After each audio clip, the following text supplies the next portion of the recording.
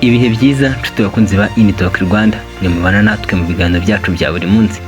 Ambasaderi Dr Aissa Kirabukira yari umudipolomate w'u Rwanda kuko yabaye mu nteko nshingamategeko y'u Rwanda, umutwe w'abadepite ndetse anaba guverineri w'intara y'Iburasirazuba.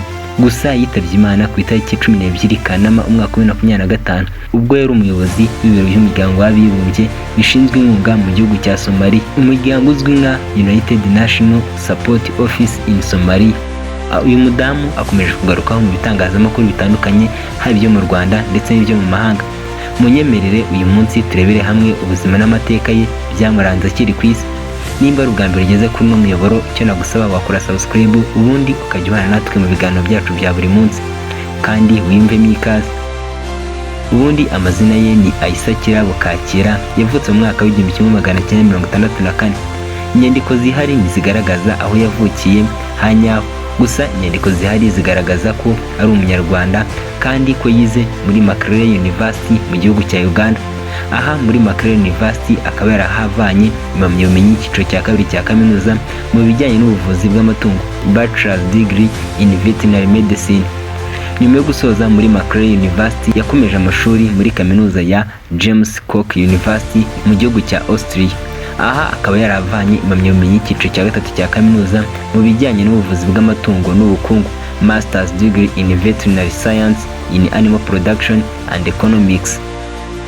Dr Kirabu Aissa yakoze imirimo itandukanye irimo kuba yarabaye umuyobozi w'umujyi wa Kigali, akaba ambasaderi, umuyobozi nshingwabikorwa wungirije ndetse akaba n'intumwa y'umunyamabanga mukuru wungirije muri United National Habitat. Munyemere turebere hamwe ibyakoze mu Rwanda ndetse n'ibyakoze hanze y'igihugu. Kuva mu mwaka wa 2003 kugeza mu mwaka wa 2006 yari umudepite mu nteko nshingamategeko y'u Rwanda, aho yavuye kuri uwo mwanya ajya kuba umuyobozi w'umujyi wa Kigali kuva mu mwaka wa 2006 kugera mu mwaka wa 2011. Yavuye kuri uno mwanya wo kuba umuyobozi w'umujyi wa Kigali ajya kuba guverineri w'intara y'Iburasirazuba. Gusa umwanya wo kuba guverineri w'intara y'Iburasirazuba ni umwanya atamazeho igihe kinini, kuko mu mwaka wa 2011 kugeza mu mwaka wa 2018 Aissa yari umuyobozi nshingwabikorwa wungirije w'ishami ry'umuryango w'abibumbye rishinzwe imiturire, aba umuyobozi ushinzwe imishinga y'imari, aba umuyobozi ushinzwe imishinga muri Minisiteri y'Ubuhinzi n'Ubworozi, anakorera imiryango mpuzamahanga irimo nka Oxfam na Care International. Mu mwaka wa 2020 Ambasaderi Dr Aissa Kirabukira yagizwe ambasaderi w'u Rwanda mu gihugu cya Ghana, anahagararira u Rwanda mu bihugu birimo Benin, Togo, Sierra Leone, Cote d'Ivoire n'igihugu cya Liberia. Ku itariki ya 23 Gashyantare mu mwaka wa 2023 umunyamabanga mukuru w'umuryango w'abibumbye Antonio Guterres yagize Aissa umuyobozi w'ibiro by'umuryango w'abibumbye ishami rishinzwe gushyigikira ubutumwa bw'amahoro mu gihugu cya Somalia, aho yakoze kuva muri uwo mwaka kugeza igihe yitabiye Imana ku itariki ya 12 Kanama umwaka wa 2025. Dr Aissa Kirabo yanabaye kandi umuyobozi w'ishyirahamwe ry'uturere ry'umujyi wa Kigali ryarizwi nka RAIGA, ayobora ihuriro ry'abayobozi b'inzego z'ibanze muri Afurika y'Iburasirazuba ndetse anaba visi perezida w'ihuriro ry'imijyi n'inzego z'ibanze muri Afurika. Nyakwigendera Dr Kakira Aissa Kirabo yari afite ubunararibonye bw'imyaka 30 mu bijyanye na diplomasi, politike, imiyoborere, iterambere n'ibikorwa by'ubutabazi, haba mu rwego rw'igihugu ndetse no ku rwego mpuzamahanga, kuko mu mwaka wa 2016 yatanze umusanzu ukomeye mu biganiro byihariye byibanze kuri politike mu nama ya UN Habitat yabereye muri Ecuador. Iyi akaba ari nayo inama ya mbere y'umuryango w'abibumbye yigaga ku iterambere rirambye.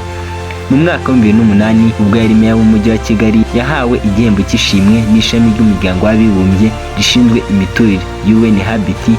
Iki gihembo akaba yaragihawe kubwo kugira umujyi icyitegererezo mu isuku, ituze ndetse n'iterambere rirambye. Yanashimiwe kandi gufasha abaturage kubona inzu zijyanye n'ubushobozi bwabo no kubona akazi mu buryo bworoshye. Ambasaderi Dr Aissa Kirabo yari umuntu ukundwa n'abantu batandukanye, kuko kuva hatangazwa inkuru y'urupfu rwe abayobozi batandukanye bagiye bagaragaza akababaro n'ishavu bwatewe n'urupfu rwe.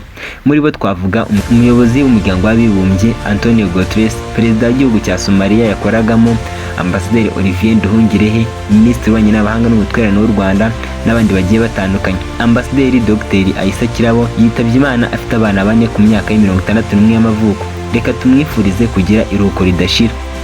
Ni naha dusubikiye ikiganiro cyacu cy'uyu munsi. Reka ngushimire abanye nanjye kuva ku munota mbere kugera ku wanyuma. reka nkubwire ngo nimba ari ubwa mbere ugeze kuri uno muyoboro ukaba wakunze ibiganiro dukora, wakanda like ukanakora subscribe, ubundi ukajya ubana natwe mu biganiro byacu bya buri munsi. Reka nkubwire ngo icyo ugomba kumenya kandi ukazirikana ni uko tukwifuriza kugira ibihe byiza.